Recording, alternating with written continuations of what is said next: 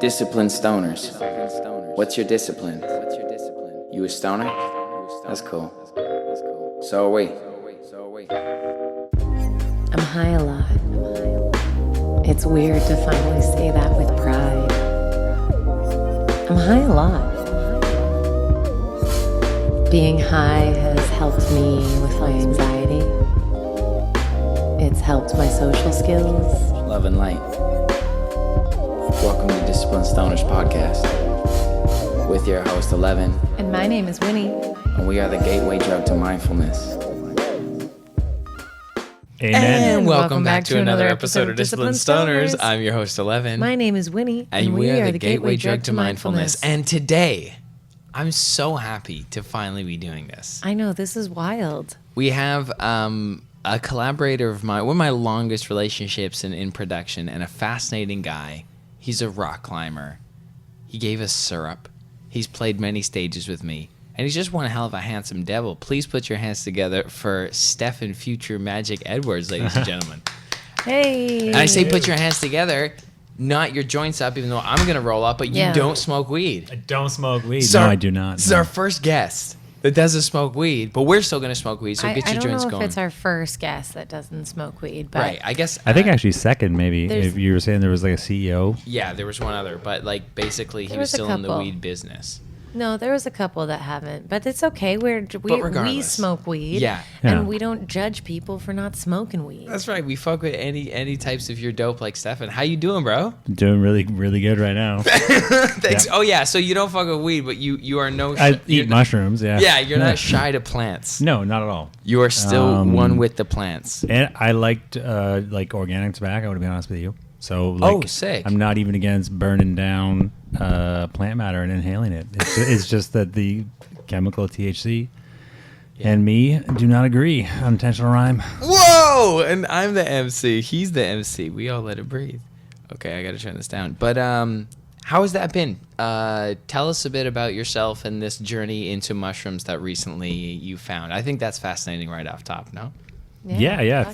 I mean, the my initial exposure to mushrooms was like 2013.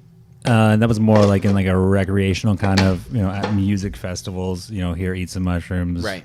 Have a good time, hippie flip, candy flip, whatever. Yep.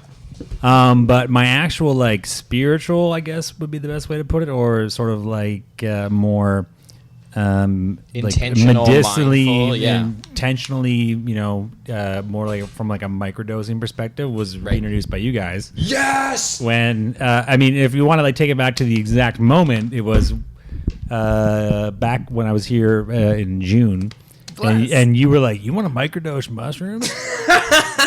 And I didn't even know that you guys ate mushrooms or even had anything to do with that. And I was like, yeah, maybe after the show.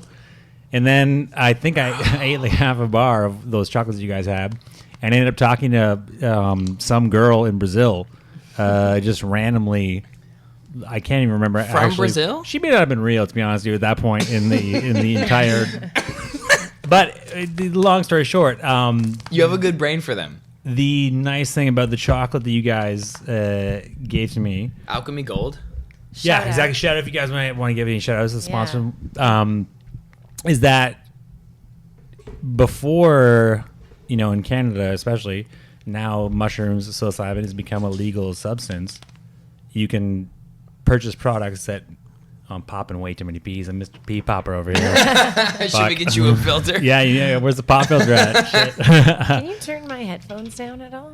It was like jambling my brain. That's not normally what it sounds like, Future. Yeah, I was like, oh yeah. I'm like, I'm not yelling, but I'm yelling into the void of my brain. Okay, better. Thank you. You're welcome. Please go ahead. I also keep forgetting that you guys can edit this because I'm like, oh no, what I just said was not what I wanted to say, so now I can't do like a take two, right? We do have what? I just got to give a shout out to Lux. Yeah. Like this grape fritter is absolutely next level. Sourced by Gary in the Garden. Shout out Lux. Love. They sent us a blunt that was save the day. My most favorite thing I think I've ever smoked, to be totally honest. I agree. I'm not even a huge if you want to be smoker. Perfectly blunt, I guess would be the Hey. want me to tee it up for you Hey. How long have you been killing and crushing puns for? Oh, since nature has been telling me I should have been a dad. I'm making dad jokes. Okay, so hold on. Did you finish the story you were just talking about? Because I want to dive right in for any. Oh no, yeah. So no, what I was saying is that how you got mushrooms from us? Yeah. So Or now you're on your own journey. No. Because my original experience with mushrooms is like most people, I think, in that like somebody's like, here's a bag of mushrooms, and you just go, okay, I hope, and you even weigh them out, but you still don't really know the actual like pharmacological makeup of the substance that you're eating, even if you do weigh it properly. Whereas a lot of the new products that you can buy and consume in Canada now perfectly measure it out for you. So that was kind of mind blowing to me when you guys were like, "Do you want to microdose?" I'm like, "How do you even do that?" I didn't know it was a thing. And then you're like, "Well, like example of one tiny part of the entire marketplace is a chocolate bar that you can, literally break off. What is it? A half square. gram? Yeah, it's a increments? point gram square. Yeah. And they also do 0.1s as well, little cubes for like a really true microdose if you would just need a little uplift. And then there's Astro caps. I can give you a few of those from our buddies over at King Croft. The Astro caps. I'd be curious to see what you think about those. They're a 0.2. They're a 0.2, and they have reishi or turkey tail. Yeah, I've been stuff like that. I've been doing a lot of like just regular edible, I guess, food mushrooms, like lion's mane. And, lion's mane, stuff like that. The ones that aren't psychedelic. Exactly, non-psychedelic mushrooms. Dope. So, all right. I definitely want to ask you about the work and stuff too, but yeah, no, I'm high as fuck right now.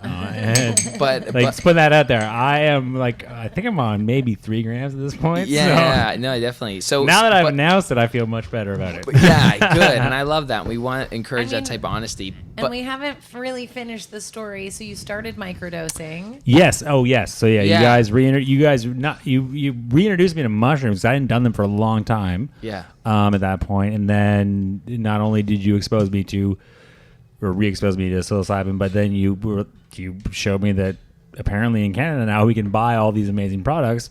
And once I went down that rabbit hole and started messing around with microdosing, it was just like, I mean, it's been. I mean, I think I've sent you text messages where I'm like, yeah, bro, I was just driving down the highway. I fucking love your messages. I know, yeah. Maybe we should pull them up. That's probably better just to pull. Or like, I mean, we can go down the whole trip that I had at the Our Lady Peace show with the. I'm not going to name the guy because he's an actual person. Even though at the time I was like, I think I'm in the upside down world. See now. We were talking about. So you've experienced with psychedelics, yes. And what has it given you in terms of like your everyday perception of life? Because that's what really the medicinal purpose is. Because you've had a couple hero dose rock star moments, and as much as those are fun, but we were talking about like the average life. Like ever since you started meditating, I've noticed you've been like more peaceful at. You know what I mean? Like these steps of metaphysics. That's the kind of practice realm that we like to kind of clump psychedelic usage in with. Yeah, I mean that's the irony of it though, is that it's like how do you quantify something that's not quantifiable? Because fair enough. I mean, I guess you could do like a periodic self-assessment. So it hasn't been that long. That's basically what it is. Yeah. Yeah, you'd have I actually have to sit down and like interview myself and be like, okay, so since you've been meditating, or since you've been, I mean, meditation is even longer. How long has that been for you? Oh, that's been years and years and years, and like I mean, I'm not even going to pretend to claim to have any sort of insight into that realm because I think it takes so long. Unfortunately, I mean, I wish there was a way to like, that's I guess what I feel like maybe microdosing mushrooms might have like sort of a happy medium in that world. Yeah. Where you could mix it together with meditation, but even then, like again, it's like the only way you can quantify it is if you take periodic. I guess like but just as far as like the metaphysical impact on how the perspective from psilocybin has affected your life, like psychologically, like what has been the benefit since you've tried microdosing mushrooms? Like has there been any noticeable shift in your mood daily? Like, what's the applicable function? Just because that's so interesting to talk about from that perspective, right? Like, yeah, I mean, if you have any observable new traits emotionally, or what's the levity that you've experienced? I mean, if it's just to feel good, there's nothing Yeah, wrong that's with great that, too. right? Yeah, And we're yeah, you really- don't have to I mean, quantify no. or The measure. microdosing, like above, like at a level when I can feel it, then it's not really. I don't think it's microdosing anymore. Maybe. I mean, that just might be like Right. a semantical argument or whatever. Yeah. But because I know on days if I take too much, then I'm like, oh, all of a sudden it feels very good, and I'm like, I'm lifted. yeah. But then I've spent 5 hours, contemplating this text I'm going to send to my dad, and then I'm like, I don't know if this is a good idea to slightly overdo it on my normal microdose, right? Interesting, yeah. But I mean, I think, you can't really call everybody in my life, right? Yeah. Sorry. I'll turn it up. Yeah, you don't need to. I'll turn it up. You don't have to be as close. Sorry. Okay. Yeah. I'm used to like the whole you got to eat the microphone. No, you're back. Go back. Yeah, okay. Good. Okay, that's much more natural for me. Thanks. Yeah. Yeah. Not bad. There you go. No, it's good. Um. But yeah, so yeah, mushrooms, if nothing else, it just feels good. Yeah, it does feel very good. I guess it's sort of like a reconnection to the kid side of your brain without removing the responsibility of still being an adult. Because Ooh. obviously you can't become a kid again, because that would be weird as fuck. This is what I was searching for. Yes. But yeah, so I guess it would be like a reconnection to the playfulness with the it's sort of this like hybrid between the adult part of the parent, I guess The caretaker, the caretaker, as you would. the guidance of third dimensional know-how. Yeah, it would be like if you could, take Yourself yourself, as a kid. like go back in time So to when you were a kid. You're doing inner child work essentially without even knowing. Yeah, I would it. say You're letting probably, your yeah. Inner self, Yeah, for sure. You're letting yourself feel. And you can really play. feel it from that childlike place too. Like I find that it's harder to tap into, like a purity that I had when I was a kid, because I just know the world from my perspective now. So that I find it easier to tap into like looking at someone and like seeing past like these constructs that I've built in my own experience, like as I've aged over time, and I can just like look at their heart. And Yes. that feels very childlike to me, where it's like I'm coming here and like sharing myself with another person who is also here and sharing themselves. Yeah, it's just like And then recognizing. So it's like, it feels a little less like boxed in. It feels more limitless to me, like it feels that you kind of transcend like labels. So, and that's why I think that like articulation sometimes when you're high on mushrooms is challenging, because you're true. Oh like, yeah, I've I'm done mushroom feeling- journals and they make no sense Yeah. afterwards. Even right now, it's hard to like get out exactly what you mean. Like I don't do mushrooms before a show, like because No. I'll just like look at the audience like, mm-hmm. Oh, I have a great story Like- about doing mushrooms on okay. Okay, so and I can tell the story because I have a lot of mushroom stories where like other people are involved and I can't bring it up in the because I didn't Because ask their drugs permission. are stigmatized. Exactly. Yeah. And we don't want anyone to get a Yeah. bad reputation with anyone else. Yeah, Or silliness. they're dead now. No, I'm just kidding. We're done complaining about them, but honestly, we just want to shout out all the people who look at psychedelics as an expansive, mindful process. Yeah. Absolutely. I mean, I'm the opinion that everything down is just a chemical or a piece of matter, I guess, if you want to get really, really, really, really, really, really down to it, right? So then it's like, why can't I ingest these collection of atomic particles or subatomic particles that happen It should to be interact? nobody else's business. Yeah, exactly. Now, if you're putting them in operating someone else's an arms airplane or affecting anyone else, with, yeah, if 500 souls on board, then yeah, arrest my ass. But But if I'm I wouldn't mind if my pilot was high on weed. well, I mean, I just wanna say that. he already is high. Well, I mean, he's high, hopefully for most of the flight, right? Hopefully. Okay. I think we need we need the structures to live in society, it seems, or at least that's what it feels like at this point. Like we need, like, you cannot be fucked up when you fly a plane. Is there someone in the world that can fly a plane really well when they're on drugs? I'm sure there is. Denzel Washington. Yeah, remember that movie when he was really drunk and he's like, It just did coke. he landed it. He landed At the end of plane. that movie, I'm like, okay, Basically, if it's okay to do that if you're a hero. so cocaine is awesome because the only guy, The only thing that could, will sober up. no, the only guy that could land the airplane in the or like survive the crash that he or got the airplane out of, because they were like, we did all these different Yeah, studies. it was literally like the only way that was the gonna, only way yeah. that it happened is because he was high out of his mind on blow. And there were connections being made, and Yeah. he calculated something that like you probably wouldn't have calculated otherwise. Like, Yeah. I mean, it's not a true story, so... Oh, it's not? No, it's not. Oh. It's not a true story. really? Flight with Denzel Washington? I thought that No. was a true story this whole Oh my time. god, are you kidding No, me? it's not Sully Sullenberger, but like with a black guy who's high on coke. That's not what it is. Is it based on that? This is crazy. No, it's I swear it's that a was- completely fictional story. Okay. Well, why would they create such a bizarre storyline? That's bizarre. That is why. I swear at the beginning it's like inspired by true events. Yeah, or, I mean- or loosely based on. It was probably just like. a lot of pilots do drugs, but Yeah. I don't know. I'm almost certain that there's no, because I have some like pilot buddies, and I'm like, they would have been like, hey, yeah, remember that time where the super famous pilot that saved everybody on cocaine went through like the whole. You guys, I feel like this is, I don't know. I feel like it's true. We need to Google. Okay. This. Can Yeah, I could be. I actually might be totally wrong. Maybe. Can we shift gears here? I'm pretty sure it was like such a well-made movie that, Okay.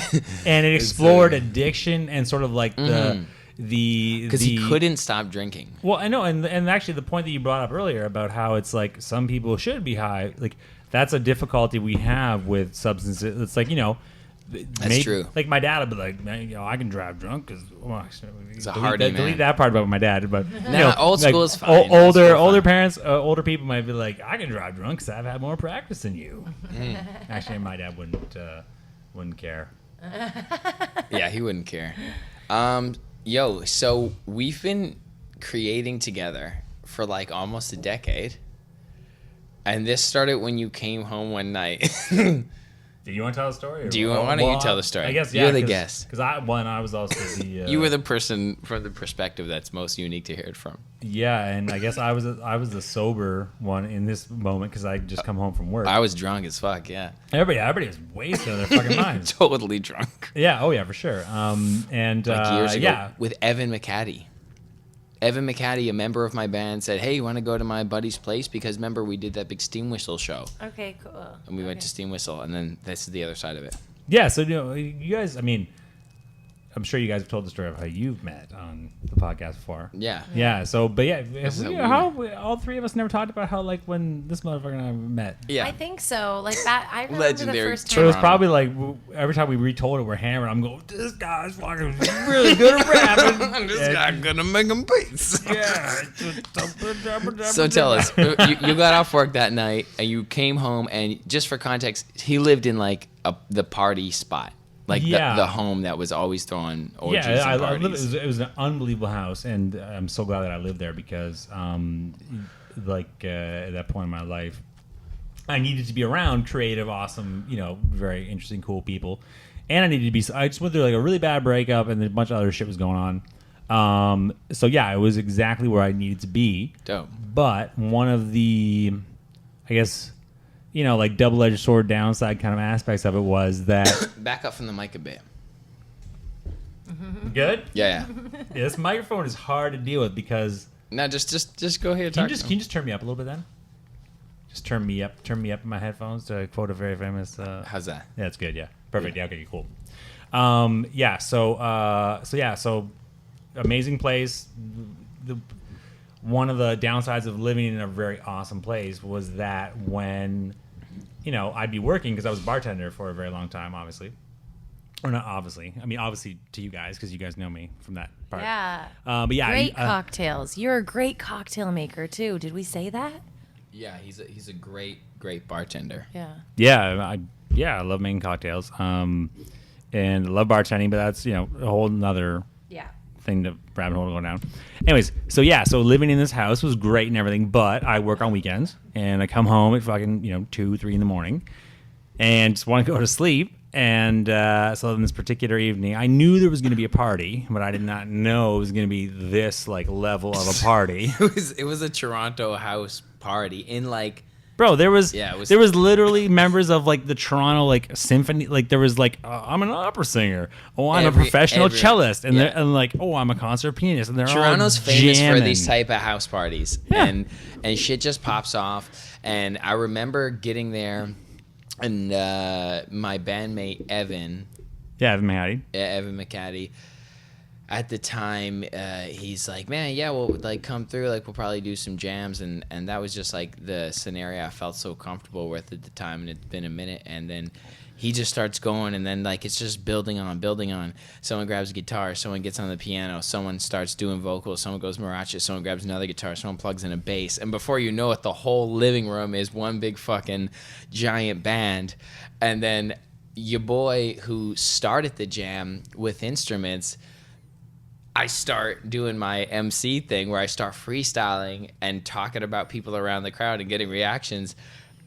And then this idiot walks in the door. This handsome white boy just starts bobbing his head what the fuck's going on in my house? He sticks his head in, and then I hit him with a few punchlines, and then end up trying to say chicks follow him to his bedroom, all these funny bars and shit, and I'm freestyling.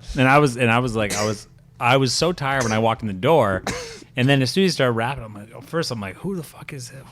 And then I started listening, and I'm like, oh, and I started walking to my room, and then he kept talking, and I'm like, hold on a second. he goes like this, and he runs downstairs. And I'm like, that was sick. An hour and a half later, I come up and he's still going rapping about everybody, and I'm like, bro, can you rap to this? And then it's because I had made a beat. And I brought it back up, and he's like, absolutely, I didn't fucking rap for this. It was so good. Yeah, and I had to make the loop 18 minutes long, or the whole, I had to re-loop I still the have song. that loop. Yeah, it's 18. I mean, I think I sent you two things. One was, the song that became New to Me. New to Me. So for any Ellevan fans out there, we ended up inviting Prince Rose and Deezy, but this guy's in it, and New to Me, it's one of our first singles out, right, together. Other than Here. New to Me was the first one. Yeah, that was sick. And so you brought that up, and then I started freestyling to that, and then because I sent you that beat, and then that day I freestyled to it at that house. Oh party. You freestyled crazy on it. That was awesome for 10 minutes. And then I forgot about that beat. Me too. And then you got back to me I can't remember how much you sent it to me. You were like, here, do something with this. Yeah, exactly. That night, and then I was like, word. And then I had so I was going to Rise every Monday then, religiously, and there was just a bunch of MCs, and I was just really in that vein of just ciphering. And then so I invited them over, and I just let my iTunes instrumentals play, and then your beat came on, and we all started going, what the fuck is this? And I'm like, yo, that's that guy from that house, right? That was my boy Stefan. That was Future Magic. And then I ended up tracking the hook that night, tracking my verse the next day, tracking their verses that, and just sent it to him. It's oh, we made a song out of this beat. And he's like, oh, okay. Then I'm like, okay, and now I gotta do shit with it. So that's another thing. This was so awesome to work with you, man. As a music producer, there's no factory commercial sound I trust to do that for me, other than you. If a label were to sign me, they'd have to take you with me, because it's that's been my plan. Perfect. That's good. You're very, very worth it, and very, very right for the job. Hit your wagon to a star, right? Yeah, I could no, but I track something, I send it to you, and I just wait for 3 months, and it comes out this polished, incredible, times 11 better than I could have thought. I thought the song was done when I listened back to it, and I'm like, that was just vocals and a beat. When you take something, I know how much work that takes. It's so annoying. Why do you want to do it? I'm serious. To someone who I actually look up to as a producer, man, why do you want to sit there for hours and figure out how to make that fucking snare pop? Question. Why? What's wrong with you? Oh man. No, what's right with you? Well, I guess. First of all, thanks. Yeah, cheers. Worthy. I guess the main. I mean, there's this competitive element of it, like where I listen to other producers, whether they're alive or dead or from this current era, like people that I like from their sound design element, or if I want to go back to like producers that I've admired from like bands growing up, like Jerry Finn, I believe, who used to be Blink-182's like main producer. So good, man. They're a mix. How the fuck do you get all that without it sounding muddy? Yeah, well, I mean, what the fuck? And that was back to like, I mean, that's another big difference between, sort of I guess there's two types of producers. When we talk about producer, there's the traditional producer in a band sense, where you have like an MD, like someone like Jerry, like they manage and oversee the entire musical vision. director. Yeah, exactly. An musical MD director, producer, in studio producer. Yeah, and then that person, I mean, even involved, like just take Blink-182 for example. They would send off like all of their songs to get mixed, and then the more famous they got. And I'm not just like using it like this goes for any band. Yeah. Like Blink-182 is just an example because it's one of my favorite bands of all time. Yeah. Agreed. So they would get back like 9 or 10 potential mixed versions from different mixing engineers. Now I think like Chris Lord, was the main guy. Is that standard? Yeah, back in the day, yeah, for sure. Wow. I mean, you had albums that were getting made that were like, like different drafts, multi-million-dollar budgets, right? So they'd be like, "Hey, we're gonna send, all these." I mean, if you look, you got like if you looked up the liner notes in an album, you'll usually see, okay, this song was mixed by this guy. This song, generally though, once a band finds a mixer they like, boom, boom, boom, boom, boom, boom. Yeah, so. And sometimes throughout those different mixers, there can be little elements that maybe they're also producers that they contribute along the way with those versions, and they keep it in, and then they get credit as a writer. Well, sorts of stews and pots that could be. Yeah, and that's where like the whole like producer, what is that? Like where's that line? Yeah, the term like producer, like I don't produce bands, like I don't. Yeah, but also you're not just a beat maker. No, because that's the all. other side of it, right? So that's one side that's like hands in the clay musical director. The other side, people call themselves a producer. They're like, because I trap beats on BeatStar, and you're a producer technically. Yeah. Like meaning like you would get those points on a credit, but you are like a super infusion of like the forward motion of that track. You're like almost like a mastering engineer from a writing perspective. Yeah. Well, no. Yeah. I mean, in the electronic music, because electronic music. By the the way that it's made, like I don't need like essentially I do have a bunch of dudes that are playing all these songs, in your computer. Yeah, in my brain, and there are all these, and then my brain makes them into the the computer. So you program them like through Ableton, right? Yeah. So irrespective of what program you're using, the new term producer, I guess, in the electronic music sense, it's the same role that the classic producer is fulfilling, except that all the, ancillary roles that you would need to create an album are just being filled by ones and zeros. Yeah, and that's really it. So it gets confusing because when I tell people I'm like a producer, they're like, in like film, like television, like what? Yeah. I'm like music. They're like, oh, like if you can immediately age someone because they'll be like, oh, like what bands? And I'm like my own bands, and then they're like, what do you mean your own band? I'm like myself. And they go, what? And then no, but I like I love the way you handle your brand too. Obviously, one of my favorite people to work with. If you see my catalog, it's true. Consistently throughout growing as Ellevan is. I know. I'm just in this moment right now. I'm like, how have I never taken the time to film your first hearing responses? Yeah, reaction. When you get. No, you have. Because he goes nuts. Oh, dude. And I have got the odd reaction from you guys because, like, sometimes. Like your yoga studio, or I think like the what was the song? My Life. my life, yeah, I definitely have. Or I remember seeing, like, whoa. But I mean, it wasn't. I was in the car. But it wasn't the first. Yeah. What you're saying is correct though. It wasn't the first time. Like I need to send you the draft and then be like, yo, film this motherfucker here for the first time. It's so true. Yeah, it's like when people get like those hearing like implants. You know what it's like, guys? Let me tell you. It's like pimp my ride for your vocals. Yeah.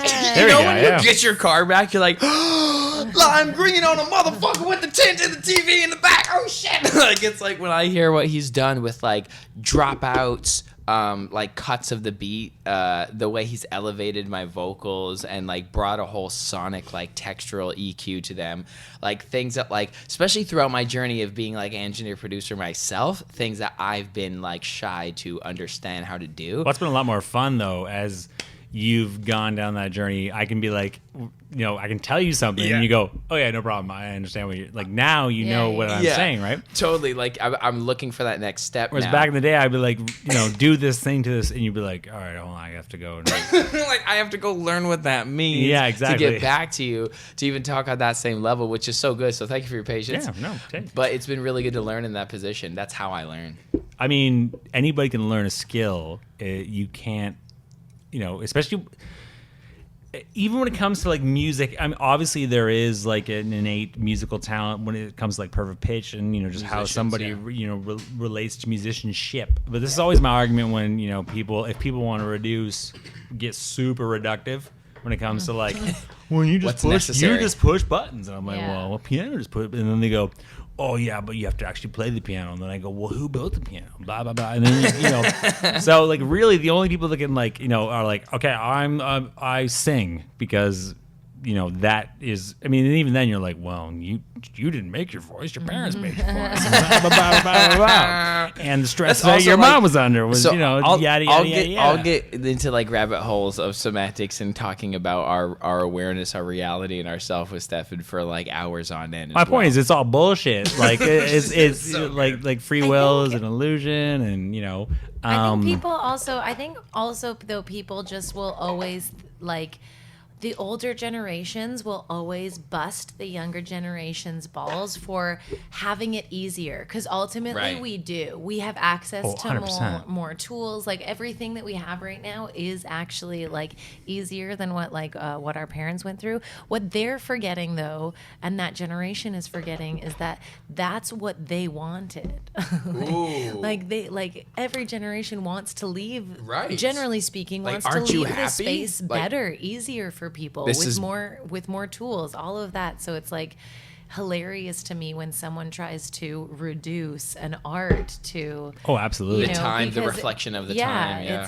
It's so you mean like a invalid. Musician? Like just a musician? Like, dude, I had to get over that. I never called myself a musician for like years. Remember? I was always like, oh no, that's the highest honor, like samurai mastercraft. Like you had to be trained. Just putting it out there for the world. I almost never have to pitch correct. Like but you do some boost to it. Oh, I do. But It took me. I do have to pitch correct. Not all the time. I'm on point with the melodies though. Thank you. But it's an interesting thing, that self-labeling game. But you definitely are a producer, and I think you're someone that serves the music gods. Well, that's a really good. I want to go back to that point though, about how like calling yourself a musician. Yeah. Because owning it. Like sit down and try to, even if you. I mean, I have memorized rap lyrics. Yeah. And if I recorded myself trying to sing them, even if I nail every single syllable, like everything down, I still can't get the essence. Yeah. Right? The essence, right? And the essence, that is the like the je ne sais quoi. That's the thing that makes the musicianship element, so popping a P again there. Thank you, that's thank you. I'm That's glad that beautiful. you said that, because I wanted to ask you like do you feel like a stylistic artist? Like, is there something that's like throughout is there a theme within what you put out? Like drum and bass kind of thing, like genre-wise, you mean? Well, I guess there's, like an aesthetic. It's a good question because I'm still trying to figure that out, to be honest with you. Well, no, that's also what I was inquiring about. Like, because I know, like, as an actor, that's always evolving. It's like for 1 second you think that you have something, and then you learn something else about yourself, and you're like, well, now I want to go this direction. True. Yeah. I know. Yeah. I mean, You basically just are an instrument of music. Hey, basically. Yeah, no, I mean, yeah, it's tough because quite often, especially this is like again like a double-edged sword aspect of electronic music is that the easier it gets to, or the not easier, the more accessible music is to people, the more that we are going to get very, very, very hyper specific because the consumer gets a larger pool to pull from, a tighter lens too on options. Yeah, so like if I can create more, like if there's more people that can create music, then there's more people that can consume music, and the creator pod is going to increase. So then it's wow. It comes back to sex, right? In the whole always comes back to sex. Yeah, always comes back to sex. Technology always follows behind. The whole, sexual revolution and everything. What's that? Oh, no. What the fuck? Let's talk about what are you saying? What's the technology? Well, you guys know, whatever technology porn adopts, follows, that'll be the one that. So I know this. So whatever the leading edge technology is currently focusing on, like a webcam. Exactly, a webcam. Right now, it's AI technology. So it's like the fleshlight, and it's like that riding the dick or touching the pussy. It's like whatever technology can be funded by, it's humans' darkest, most fed child. Yeah, is that leading edge technology? Right. If you want to that's what I was trying. Yeah, no, and I'm still rocky with that, but I feel you. I know. Well, I mean, it's like the Betamax versus VHS thing, right? Yeah, and then Betamax is better. Porn, you're saying porn gets it first, and then the masses get this technology afterwards. Yes. Yeah, but what I was trying to say about myself to not have to do with porn and the masses. But that was a good tidbit of some information. Can we rewind that and let me hear it? Like, as a producer, I need to hear that again. And again and again. Hold on. Let's just make a track out of that. Make a track out of that, bro. Yeah, so what I was trying to say is it was a very meta example of how I like to sit down and, yes, my aesthetic, I don't really know what the fuck it is, but it is... Do you think it's something? It is. I mean, it definitely is something. Because anything is something. No, I know, but do you think that mushrooms are definitely something? I'll tell you that. No, much. I've better answer. I wish somebody else would tell me what it is. So you need a label. No, not like a label. Like objectively or subjectively. I kind of know what it is. So sometimes it's like I need an affirmation, but also I don't care that much. But anytime somebody wants drum and bass. I don't do any drum and bass. Really. Okay, EDM. What do you call it? So that's why I'm poking around here. Okay. Well, no, genre wise. I mean, I can describe the genre. I thought we were talking like visual, like sort of like the underlying aesthetics of the music. So. Sure, music, both. No, yeah. I can define the music real quick. It's primarily like within the BPM of it's all halftime, for the most part. Why are your drops so sick? Future bass, melodic dubstep. The way I describe it, like when on like my website, would be hyper melodic, anthemic. Rock influenced heavy bass music. Sick. That's pretty much it. But no, like when you said aesthetic, I was going, when I was answering the question, I thought of it as like the sort of underlying, because aesthetic, I think, if you like try, there is a visual, even if it's like your mind's eye, sure. right? Yeah. So what is that for you? Yeah, absolutely. Yeah, and that's tough because on the one hand... What's the story? Actually, Shaysel has a better understanding of what that aesthetic is because she's started doing a bunch of I don't know if we can hey, pull that up. Yeah, I can show it. Like in post, here it is. Yeah, I'll put it here. Actually, it's going to be right here. I'm going to It'll be right and here. it's in a 70s like tube TV, and I'm holding it like this, going. I'm not that deep, bro. It's just gonna be right here in front of your face. But the artwork for Slow It Down, Shay Sala designed, like, and I was like, hey, like, you know me a long time. What do you kind of like, think, my thing is? And also, you sang on this song and you wrote the, like all of the vocals for it. Yeah, shout out Seychelles. He, thanks to this man right here, we've been on 2-3 songs together. Oh. Yeah, you bring us together. She was supposed to come here tonight, but that's cool. or like today. So can I? I'm sorry to cut you off. That's cool. Next time. But dude, you as a producer, you so uniquely, and I'm honored to be chosen as one of the voices.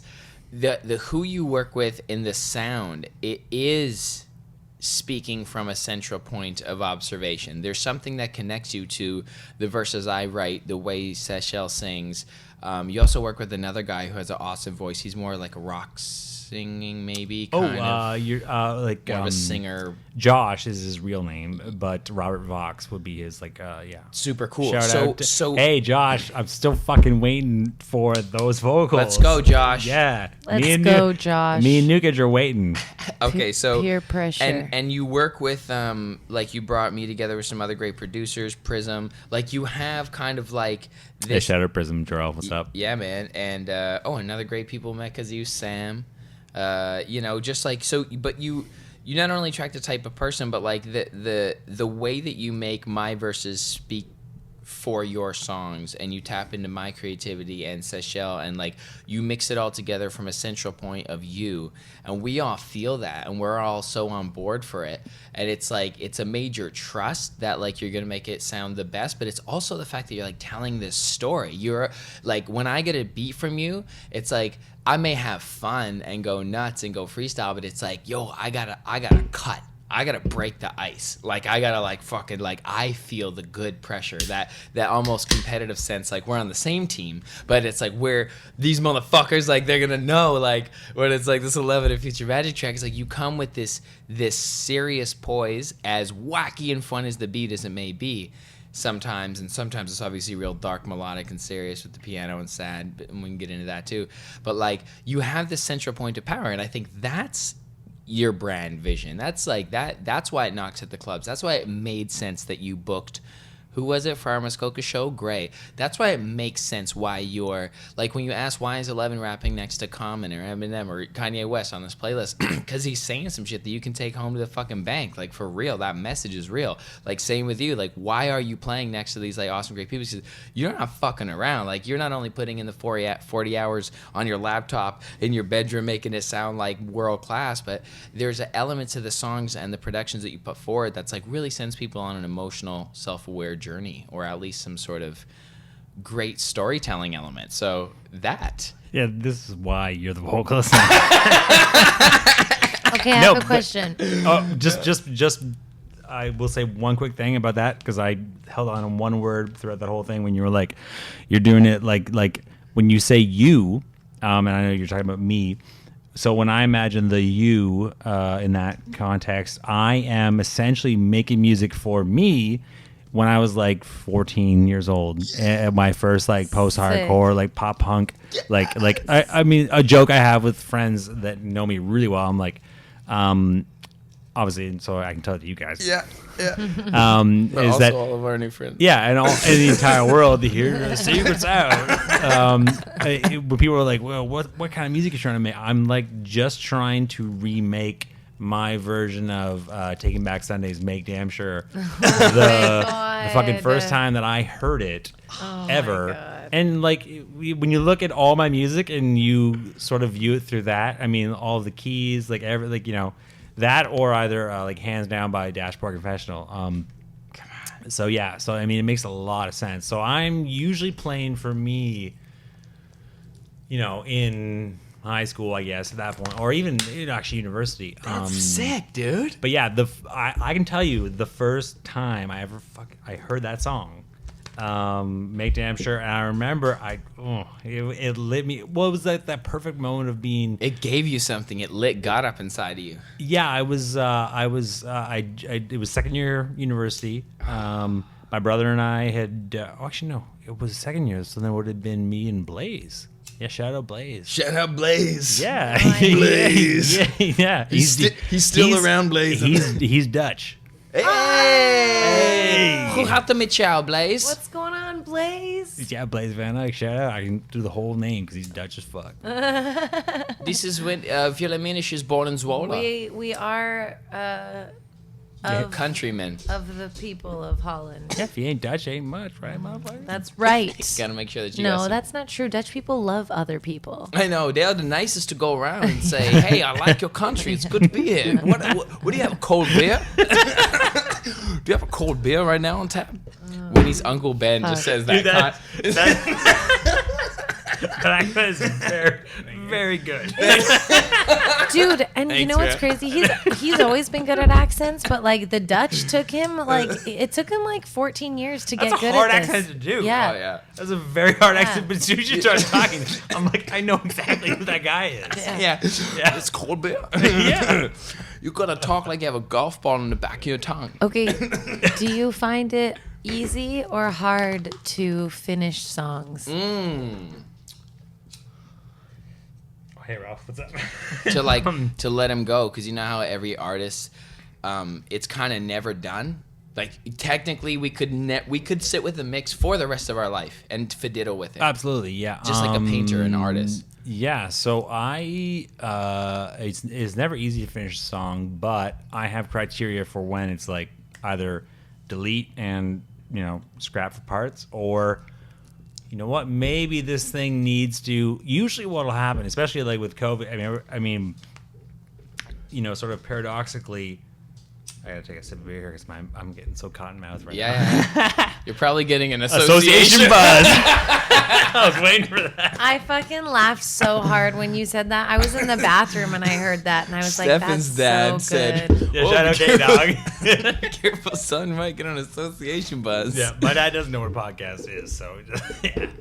I love that. But I'm K-Dog. You told him that you were going to be on the podcast, Oh, for sure. I mean, and then he said that the association buzz thing. No, I'm just making it out. to seem like that. the association buzz part. Like, Look at that white ash. From I just had cotton mouth, and he was like, "Oh, maybe you're getting association buzz." Yeah. But just used it. yeah, no, my dad said association buzz back in the day. Okay, that's about fucking something. the cutest thing. But he was Shout at our out he was at our Stefan's show. dad. Yeah, I met your dad. Yeah, he was hanging out. He's real cute. He came to my show. He's a manly man. You expect how you get this Yeah. fucking hunk of meat you need a manly man to Wow. breed this guy. He's a slice Wowza. of American home pie. Yeah. And his dad is a strong man. Fuck, how does it feel? Probably has a great belt. How does it just feel to be a slice of American homemade pie? You're a country boy though, no? Yeah, This is your my dad's like 5'9". Yeah, I know. It doesn't matter. He doesn't let the height hold him back. Just cause not everyone. Well, actually, no. In my dad's Stefan, defense, not everyone is 6'2" with a perfect jawline, bro. Okay. my dad made up for it though. You know what he did for the first date? Shout out to all the ladies out there. He's like, once my mom was like, "Yeah, I'll go on a date with you," because he was like, "We go on a date with me. We go on a date with me." And she's like, "No." And then eventually she said, "Yeah, sure." So he's like, "All right, check this out." So he's like, "I'll pick you up at like 6 o'clock or whatever." And I know this because I found my mom's journals recently. And you read your mom's journals? Oh no, I asked permission. Oh, very nice. She gave me. I know all this because I went through my mom's And like her journal, like when she was like 18 years old, and like she's like, "Can you go through all this stuff, yada yada yada?" And I ended up making to a really nice scrapbook, like history of like my her mom's so history, kind beautiful, of man. blending into. Oh yeah. But so nice. Oh yeah. Oh yeah, I do cool shit like that. Oh yeah. I'm super sentimental. It's dope. So anyway, so my dad, huge shout out to K-Dog. This is a major flex. Love you, K-Dog. K-Dog. Setting the bar kind of high though. When he's like, "I'll pick you up at like 6 o'clock," and she's like, "All right, cool." He shows up in an airplane at her dock. What? What? Yeah. She didn't tell him that my grandfather, his dad, had an airplane, and again, God damn it. You're okay. You're good. You're good. You're one of the best guests, actually, yeah, on the mic. So honestly. Yeah, it's tough. If it had like a nice That's good. mushroom tube. No, it looks good because you know what? This is perfect because we can see your face. Okay, perfect. Yeah. Hey. But continue. Yeah, so I'm used your to- your pops picked up mom. Yeah, in an airplane. plane. Holy shit, dicks. Yeah, and on like, I don't even know if he knew at this point, but my mom's father was an aeronautical engineer who designed the fuselage for the Admiral Arrow. Whoa. That got fucking destroyed. So as soon as he saw this like dude, this like Burt Reynolds mustache show up in an airplane to pick my mom up, he's like, "What the fuck? Marry this dickhead?" And she did. Cute. Shout out K Dog. Yeah, shout out K-Dog. That's pretty sweet. Would you, if you had the ability to do that, would you do that? Would you flex that now? Yeah, I mean, I almost had. Well, now it's unfortunately like back when my dad got. So here's like an inflation or whatever argument. So my grandfather bought that airplane for like a few $1,000s. You know, Whoa. maybe 10. Maybe. Yeah, but back when $2,000 was like 50 grand. Yeah, not even that. It was like not much. All of his. He has 5 sons, or he had 5 sons. So my dad plus 4 I brothers. love this pink, by the way. Shout out Lux. Lux. Continue. Lux or E or L? Yeah, Lux. Sick. L-U-X-E, I think. yeah. L-U-X, I think. It's Jess. hard, yeah, because sometimes it's like, is it Luxe or Lux? Right? Top of that candle. I can't recall. Right over there. Top of that candle. No, babe, look at me. The black. Yep. L-U-X. L-U-X. This is a good reminder that we can fucking delete this part of this and redo I'm it. gonna 'Cause keep all I this. no, I keep forgetting that I'm like they can edit this. But we But it's won't. funny, I won't. This is all gonna be in there. Okay, good. All right, sick.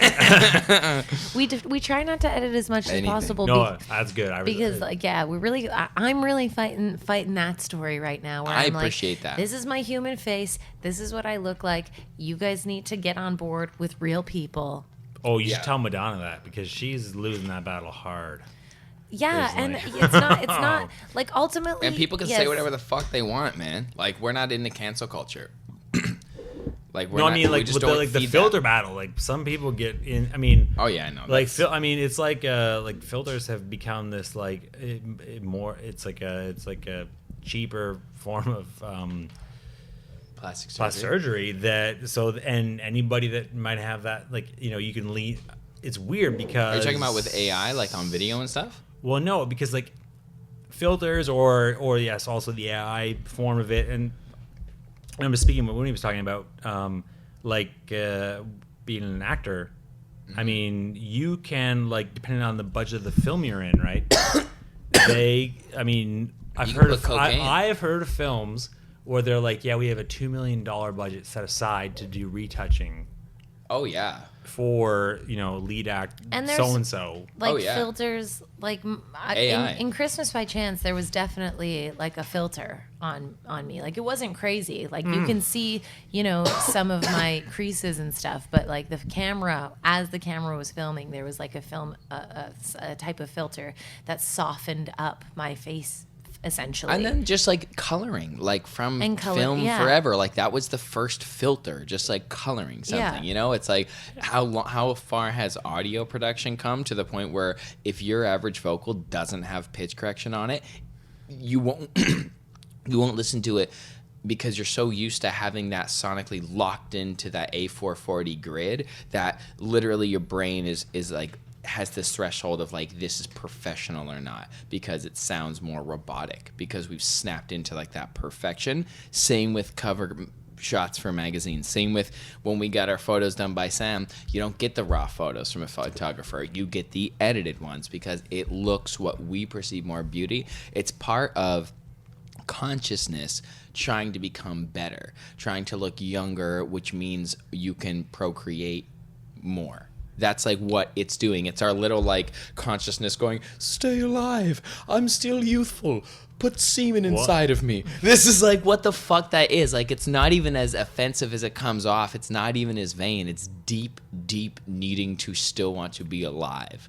It's perfecting what isn't perfect. But what's beautiful, the person I really want to fuck, the actual beauty, the attraction, is imperfect. The voice I want to hear live at the concert is not perfect. I just realized where you're saying all that. Mm-hmm. One of the arguments about this whole like AI revolution is that we might have been like hijacked by AI. We're like we are getting hijacked by AI. Yeah, and we're sort of becoming like the unknowing compliant little. What are the women that like help birth babies called again? Yeah. What's the fucking word? Midwife. Midwife. Yeah, we are basically like the unknowing midwife to the AI. 2-hour enslavement into something. Revolution. Yeah. But what you just brought up is a very interesting thing. We're in tandem with technology to become more... No. What you were talking about, how is being attracted to the imperfection. So where AI might fuck up in that whole... Like if it can't do it humanly, it can't do it 36% to the left. It will only do it on the grid. Yeah, it can't do it that great. Like it's like I think Black Mirror sort of explored that with that brilliant episode where the guy died. What's his name? Don. Anyways, who cares? But she eventually gets this lifelike version of him, and he's downloaded every ability to fuck from everybody, and she's like, he never fucked like this. This isn't you, right? And then she's like, you should jump off a cliff. So he's like, all right, no problem. So he goes to the cliff, and she's like as he's about to jump, because she's like, oh, maybe I still want him around a little bit. She's like, he would never do this, and then he's like, just downloads all the guy's emotions and then does it. But the point of that whole story. Or underlying a subplot in that whole fucking really, really brilliant episode. Right, we have anchoring emotions, attachments to our lives. Was that the AI still needed direction from a human? Yeah, exactly. It's always in our order slave. to know what the imperfections are, because he was always default perfection, and then that couldn't trick her ultimately. Yeah. So your point about how we still need. I mean. Everybody's ear, and this is like the uncanny valley argument, when it comes to AI and artificial intelligence, or just retouching, or cyber technology, whatever. We still need a human brain to notice that. What's wrong with that? How is it going to be used? Yeah, exactly. It's essentially a gun. It is, in full metaphorical sense, a gun. I mean, literally harmony. Useless if we don't use it. Yeah, if we use it. Distortion. Is literally, it's a bunch of harmonics are the same, essentially the same, the beautiful thing about a choir singing, everybody's trying to sing the same note, and they are singing the same note, and this is overdubbing, right? When I'm yo, sing that thing 400 times, and you're like, what the fuck? And then sometimes you're too good, and then you sing it like almost bang on, and I'm like, I can't use half these things. Thanks, bro. Because they're too much. Exactly. I think I've actually texted you before. You said that. But bro, did you send me the same thing over and over and over again? Those lefts and rights are different. Yeah. Thank I'm you, so maybe do it on a different day. Anyways, that's true. So the whole basic science of harmonics is you have this all these tiny imperfections they get to put together, and there's one central focus of intention that makes all of that attempt so glorious, and the human ear to hear that, or the human eye to notice perceive that, all these things, exactly, just perception, that it is the imperfections that make it it can't pass the Turing test, essentially, right? So then you look at criteria society and zoom out a little bit from that example and see how it's not very good to build squares and boxes. And people thrive when you allow them to be creative.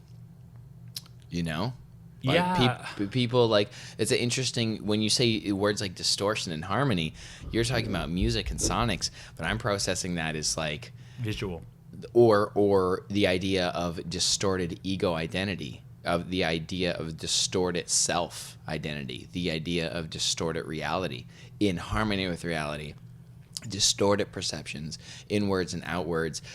There's so many parallels from 100%. Mindfulness and music production, and I'm saying I'm drawing together and equating thought here that I'm well, as an artist, as to your point, I strive for harmony to the point where I'm like a fucking trained violinist when it comes to delivering the same fucking vocal take. As a human being, I thrive for that same harmony. I'm like just be in a high frequency. Like just find a better thought, get a better attitude. But like it is of perfect balance to the whole that some should be there to distort. Yeah. Absolutely. Some shall be there to try and control. Some, like, there will always be both. You're talking about it from like a God position as a creator in music, objectfully non-emotional, and I'm lost in the sauce so many times as a human, trying to fight the distortion with my harmony. I got it. So yeah, so you say like I'm pretending, like, or not pretending, or like looking from a God perspective. Yeah, for sure, creating, for sure. And you are the star in that, like, whatever Greek drum, but they're also, you are a star, but you are a star in a slightly different play, because in what you were talking about is a world that you're fighting back against, I presume, that is like solely superficial. Yes, right. That's the distorted world I perceive. Yeah. Yeah. Whereas my in harmony world is your, like everyone your is role is like a star. There's like the anti-hero aspect of it, right? Yes. Whereas like your imperfections and everything that's like, you know, wrong with you is like this thing that you've pushed back against and then gets, you know, chiseled out of marble into this thing that is the ultimate, right? Bro, you totally, Yeah. We just did each other's brand identity stories. Yeah, but then what you're talking about is the complete opposite, where it's like you're trying to smash through this, you know, like, I mean, that's the whole glass ceiling thing, right? It's not really a ceiling, though. It's more of like a... But it is. Those are the ideas of the distorted perception of self through control of exterior influence and circumstance. And then the harmony side is your internal harmony. You know, the saddest part is still is that when you really get down to it, like, so much of that, like, so much of the whole, like, current, you know, obsession with visuals, it's not even, it's like, even straight males, if we go to like what we think is hot about ourselves, because that's the only perspective I can talk about, is right. being me. I've gone to music festivals and I've been walking around, and the only people that come out to me and go like, you know, it's all other straight dudes, and then when you talk to like or every relationship I've ever been in, I've been like there's never been a point where my partner's been like, oh, wait a second. Oh, you're not like this percent by, or you haven't been doing like everything that I think is hot about me. Yeah, she doesn't give a fuck about. Doesn't care. Right. Just as long as I agree. I have that same experience. Hold on. But in my head, I'm like, I don't look like. And then really, I'm just trying to like be the ideal of like the most camp gay dude. Like that's really like where it gets down to, right? I think that, I mean, I don't know. I appreciate a physique that is, you know, well attended to. Yeah, you're a rock climber. You're ripped. But That's also, fabulous. but like to say that too, like words of affirmation is not in my love language, and it is in Evan's, and I just like didn't really like. I want to be told I'm hot. Address that. I'm shallow. I rap for crowds for a reason. And so y'all. like sometimes you just need, if you're looking for, you know. I'm insecure sometimes. If you're looking for that from your partner, you just need to ask them. Nice. That's really good. No, that was great. It took a lot of conversation to actually find that. That's true. And it took like that's hard to admit to like to your girl being like, hey babe, sometimes you need to actually, because what I just said just gets like totally dialed back, right? But yeah, it's true and interesting to want to be especially observed. To like someone who's an act like and it should be and it's like both sides. Yeah, that's really fucking but you have to give and receive, and we've both learned that, and you gotta like serve someone's love language for sure as well. But it was an interesting point to come to in my ego where I could admit that. I'm not seeing why that is like an embarrassing thing or whatever. I don't know. I guess it's not embarrassing. I think it's just like pretty self-aware to be able to like Yeah, I wouldn't Operate qualify on that as level. embarrassing at all. I No, was me saying neither. it's counterintuitive to what you would normally expect. Like especially like in a relationship where, and I'm not saying this is at all your. Oh my god, I'm like at the head of the table here. I'm like, oh. So here's but like if you want so you have like this guy who is. 'Cause we were just talking about it. I did my dumb god analogy. Now I feel really dumb. Where I was talking about how but the anti-hero thing. Right. So so you wouldn't think that the anti-hero wants like validation Praise. or also praise. wants to be classically like praised for these superficial things he hasn't had to work for. Oh, word. But I have worked for them. That's why I want. That's why I want a reaction for them. That's also because I come from a modeling background where and also an ex-fat guy, but I guess So me too. Yeah, I was fat too, and then you got abs and you never look back. Yeah, Same. but at the same time, How do you stay fit though? Because you drink as well.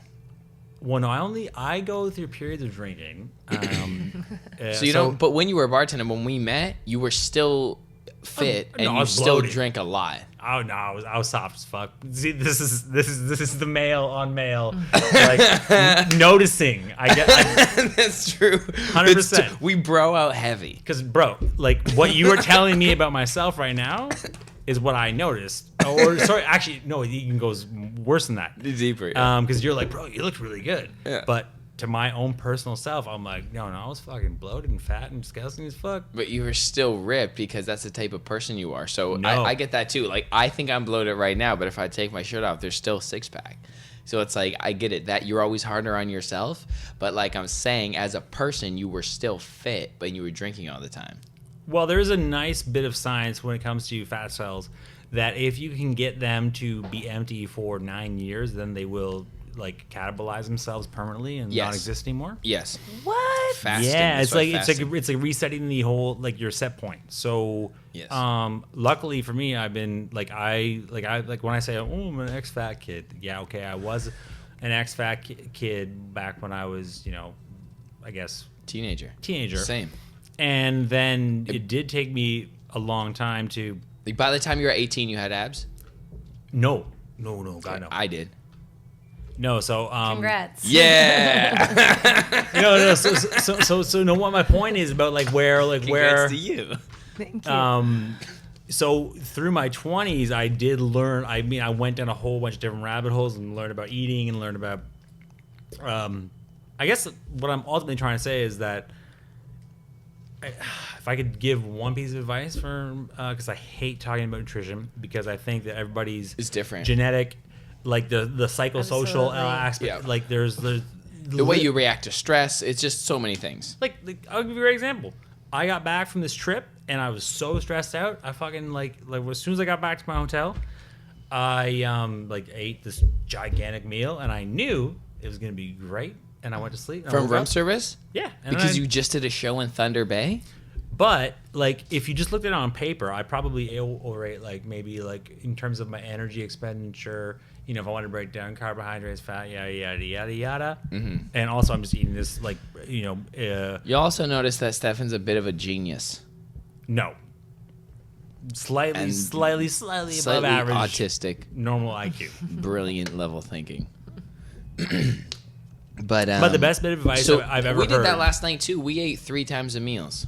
Yeah. So sometimes this is what's so fucking hard about because you have your conscious experience, the super ego, whatever we want to call it. Mm-hmm. And, it's overanalyzing and being, hyper aware and Hands in the hypercritical of clay, everything, right? wanting, yeah. Exactly. And then you're, if we get down to your hypothalamus, pituitary, adrenal axis, it's just going, all right, what is homeostasis? Yeah. How do I get back to that? Basic for chakra. Yeah, and then exactly.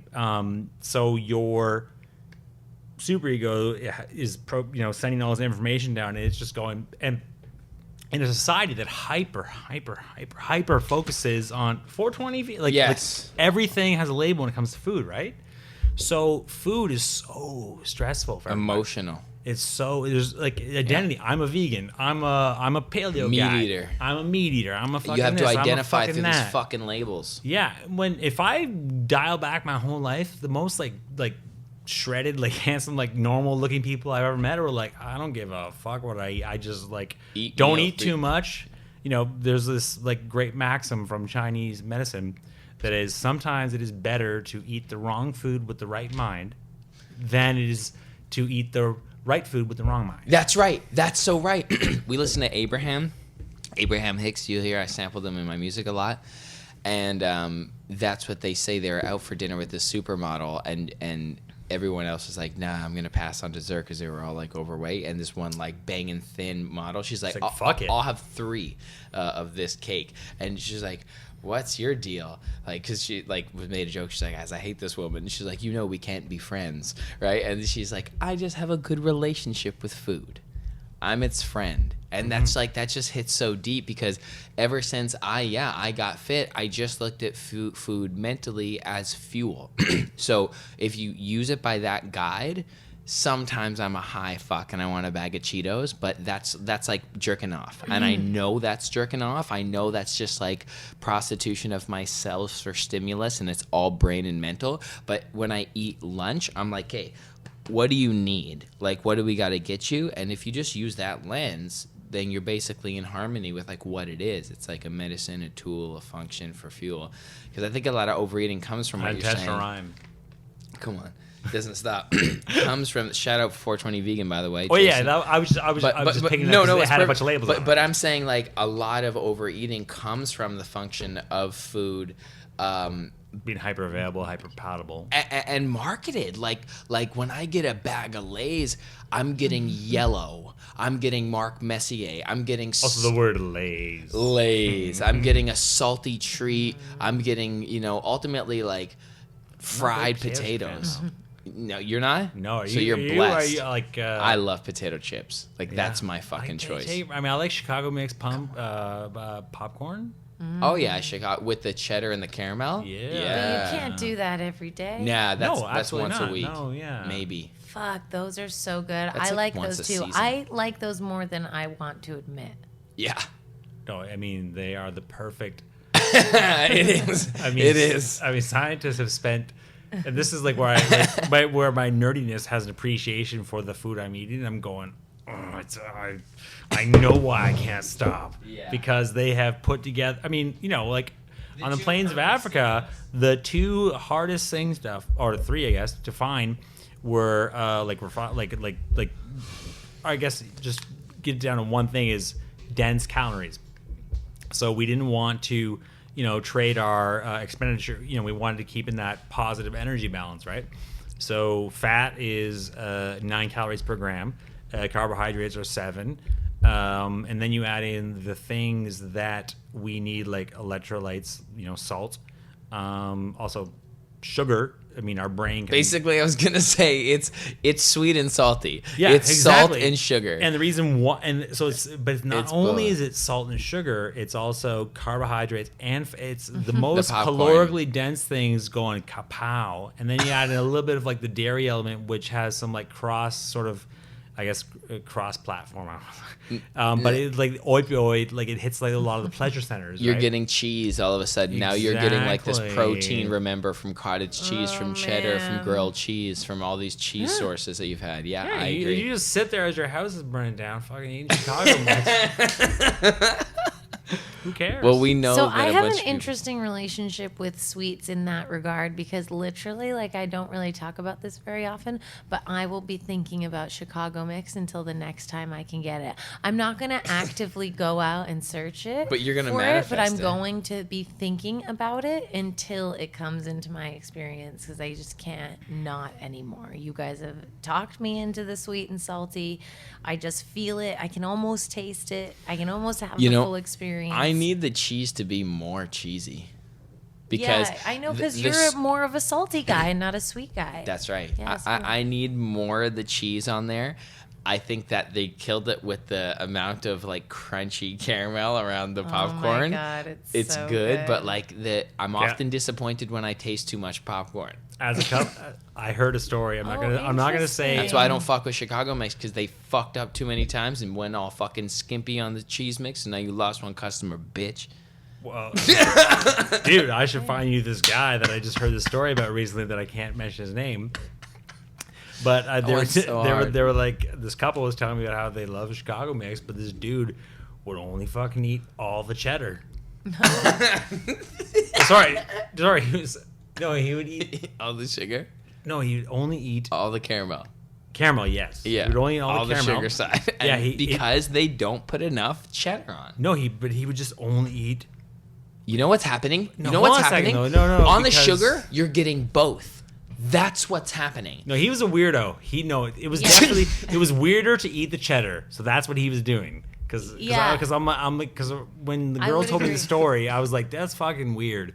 So yeah, he ate all the cheddar. So never mind. That is weird. You and him can't date because it's not. I mean, he ate all the cheddar too. I feel like, why didn't you just get like those white cheddar? That was my whole point. Popcorn. Was like, why don't? Because that's good. Why didn't you just get plain popcorn? No, thank you. You just reminded me. Cheap companies. So So the weird insanity was this motherfucker would buy the mixed bag of popcorn and then only eat the one part of the popcorn and then be like, that's weird. Like, hey honey, who loves the the mixed bag, here you go.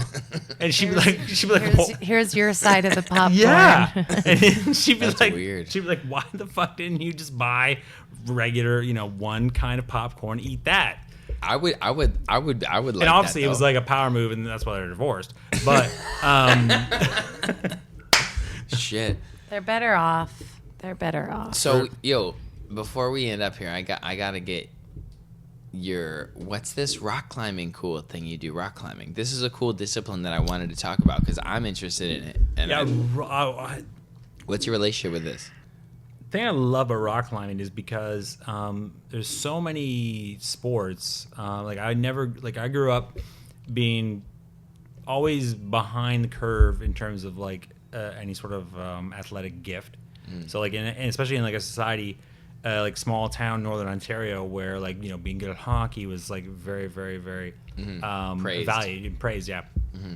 I didn't hit my growth spurt till much later in life. I was fat until I wasn't anymore, in my early 20s essentially. Oh really? So complete teens chubby. Oh yeah. Oh wow. Yeah. Did you date? No, bro. Yeah. No. Me neither. I did. I wasn't it's still. I mean, one of the reasons why true ugly duckling story. That story, One of the reasons why I had to quit modeling was because I couldn't ever get into the correct role, the correct mindset of being a hot, cool guy.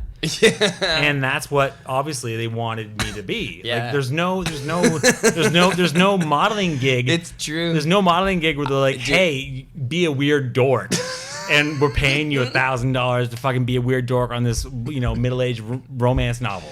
How many girls in your high school do you think have talked to one another or did when you first got hot? Yeah. And they were like, "Fuck, Stefan got hot." Yeah. How many times did that happen? Has anyone ever reached out? Well, I mean, this is how much of a loser I am. My They'll date, self-deprecate. My date for high school.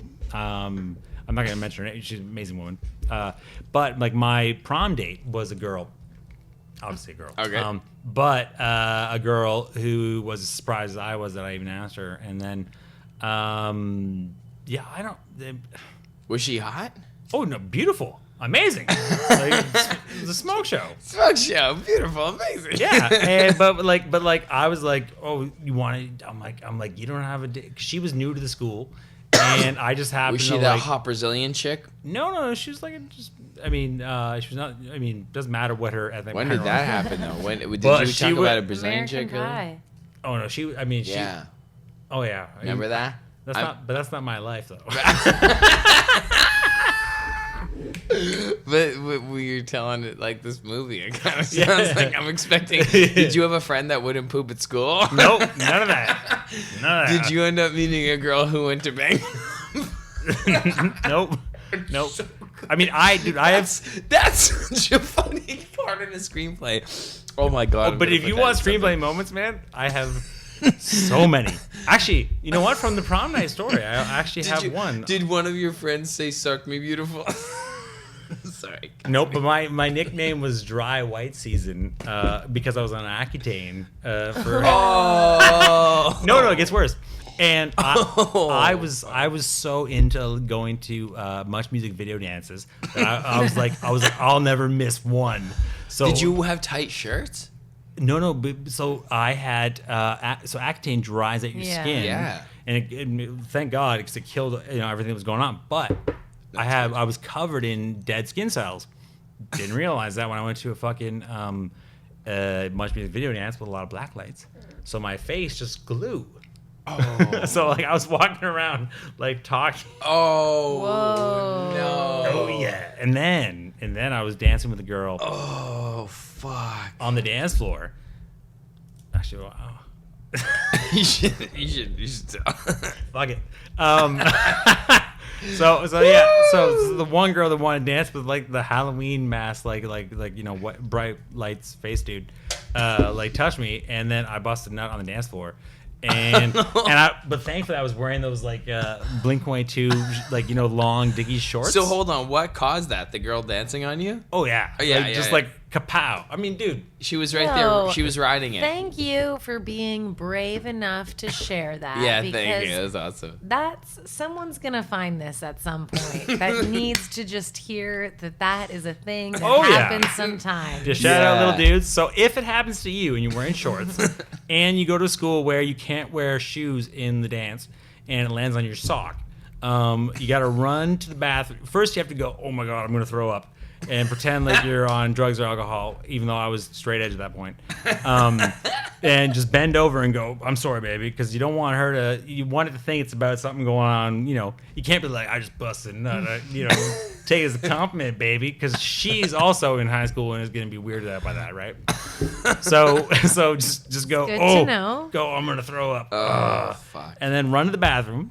And it's funny because the girl, if she ever hears this story, she will know who she is because I'm obviously the only guy that went, oh my God, I have to throw up. Maybe not, by the way. Yeah. She was dancing. She's like, dude, I'm always making dudes throw up. Every time I dance with a dude, they don't make it a whole minute before they go and puke. Do you think, does my back smell funny? What's happening? And Dude, then all of a you're sudden writing a she's song like, right now. I just fucking wiggle. They jiggle. They gotta go. They gotta fucking, yo, that's funny as fuck.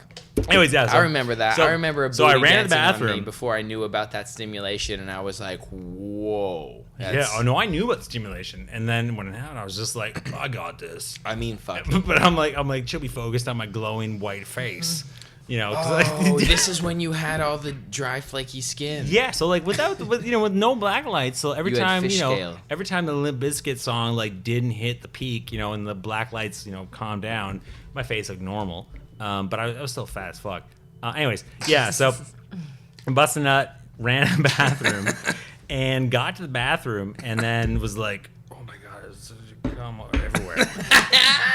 So what I did was I was like, oh wait a second. Also, yeah, young men. Hopefully your high school's sink is very powerful. So if you turn it on quickly, it'll backsplash all over you. And you can use that as an excuse. I knew that, and our bathroom is famous for this. So I just went psh, and I came out of the bathroom going, oh my God, my fucking pants, because they were khakis, right? So like the contrast.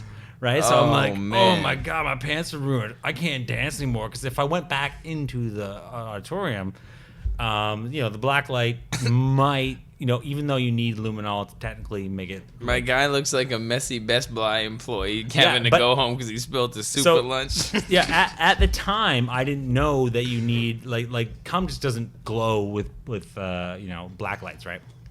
It needs luminol sprayed on it in order for that to happen. Of course, everyone knows that. Yeah, everybody. Now you know. I didn't know that. Yeah, I didn't know that either. What's luminol? Is that just like a chemical? So luminol is a chemical. That reacts with like bodily fluids. So like whenever you see on TV when they're like shining the CSI. black light, yeah. So the black light accentuates what luminol will, but you need luminol to interact with the DNA molecules of human body fluids to glow. it just won't glow. Like, so if someone's like, yeah, man, I just took the black light and my room was all like pow, pow, pow, pow, pow. It's like, well, your room is a crime scene, I guess, because there's luminol everywhere. But yeah, Brilliant. in my head, I was like, oh, I can't go out on the dance floor because my pants will glow. So Because you didn't know. So I didn't know. So now, actually, the young man currently today has an added edge because he could have just been like, fuck it, and gone back on the dance floor and not even cared.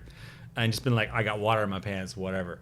So I had to think of an excuse to have water all over my pants and also, oh, why can't I go back on the dance floor? So I soaked my pants so much that I was like, I need to chill the fuck out. And then I was like, well, because literally someone came by and was like, why aren't you dancing, bro? And I went, oh, man, my pants are they're so wet. And he goes, who gives a fuck? And then this is how insane I am. I was like, well, if I put masking tape on it, maybe I'll be able to, tell people that like the water was so powerful it like ripped my pants. So What? Oh yeah. So because again, I was What a stretch. What a strange No, 'cause storyline to have. no, to 'cause- find. Such a crazy thing to 'Cause I was- experience. I was What were tr- you, like 15? like 17. Yeah. Oh yeah. Yeah. And so I was like, because again, I was scared of the black light showing all the cum. But if I had known that the black lights didn't show, it wouldn't have mattered. That's why you That's should a put that snippet. in fucking your shows, your investigative shows. Yeah, for all CSI. the male Yeah, teenagers that's right, that cum yeah. their Just- pants. That's why you should change your shows. Yeah. Just have one scene that says, now we're applying The the luminol. Luminol. Yeah. Exactly. That would help so much. Instead of having to make up crazy storylines. Yeah, I had to run around, and then I finally found enough masking tape to cover everything on my pants. The dance was over, and I still won a prize when I graduated high school for the only guy to ever go to every single Much Music video dance and also perform in every single whatever we singers like talent. No, it wasn't talent show. Oh, you performed at the talent shows in school? It wasn't talent show. It was just like a performance, like a recite, like anybody could sign up and perform. Showcase. Yeah, exactly. We had a funny regional name for it, but I can't remember what it was. Yeah, of course you would. But Where yeah, did you grow up? in Bala, Muskoka, but I went to high school in BLMLSS. And I was the only, and then I won. I got I didn't win, but I got You won. voted salutatorian. What does that mean? So and when you graduate high school, usually they'll they'll put out a bunch of vote for this person. Oh, like to- valedictorian? Yeah, salutatorian is the person that welcomes everybody, and the valedictorian is everybody who at the very end says it's kind of like it's a more popular, a more prestigious role. But I was fucking blown away that I even got salutatorian. Cool. And the guy that got valedictorian is a very funny, super basically a stand-up comedian. Dope. And so I wrote this very profound, very valedictorian-esque speech, and he wrote this hilarious stand-up part, and crushed it. Dope. And For your high school graduation? yeah, Brilliant. Wow. So you graduated high school. Did you go to college? yeah, I went to Carleton University, For what? English and Japanese. I have to pee. And then did you live in Japan? I did live. Yeah, that's a whole other goddamn part. And still at this point, I'm weird. I don't know. How old were you when you lived in Japan? When I first went there, I was 19. Did you play in a band? I did not play in the band. That happened. Shout out, Gamjack was our name, but now their name is Revenge My Lost. Shout out, guys. Revenge My Lost? Yeah, Revenge My Lost. They are Okay. very talented. Dope. Fuck Actually, yeah. if you check them out on YouTube, they're fucking They're still dropping tracks today? doing Lit. some Okay, well, I'll have to check them out. Revenge My Lost はめっちゃいいバンドやな。 You also, I think, is something incredible about you, bro, is that you speak Japanese. Yeah, it's not as good as it used to be, but yes, I do speak Japanese. Yeah. Basically, can you say what you just said in English in Japanese? From what point? It's not as good as it used to be. Oh, 今、僕の日本語は、なんか10年前の日本語に対して、もうあんまり良くないですよね。誰が日本人Yeah. 僕の日本語はもうエンベラストなんですよね。阪神じゃなくて。You actually speak another language. ハジなんですよ。すみません。僕の日本語のレベルはハジなんですよね。This is so trippy, blowing my mind. Okay. すみません。Okay, yeah, bless out. Can you okay, for Japanese fans, can you tell them who 11 and Future Magic is and what we're doing and when we're coming for them? Yeah, for sure. Yeah, I mean, with the caveat that this would not necessarily be the ultimate way I'd want Japanese fans to hear. But that I'm show. just saying, for But the sake of you speaking, yeah, no, if we were hanging out with some Japanese, absolutely. you tell them about me, what I've done, how we met, what we're doing. Yeah. じゃあ皆さん、僕の名前はフューチャーマジックなんですけれども、この人はEllevanなんという人なんですよね。この世界であくまで僕のオピニオンなんですけれども、こいつはもうなんかエミネムの方がなんか Jay-Z の方がなんかの方がよりラッパーなんですよね。じゃあ言っちゃったなんだ。こいつはもう俺の一番好きなラッパーなんですよね。だから、僕のフューチャーマジックのミュージックプロジェクトで、いつもEllevan違うリサートいつもこのトラックでヒップホップっぽいかなヒップホップのスタイル誰がいつもEllevanが入れてパーフェクトなんですよ。この曲はもう一番やなやからEllevanは一番 So sick. I even threw a Japanese pun in there. Yeah. So sick, bro. That will definitely be our clip.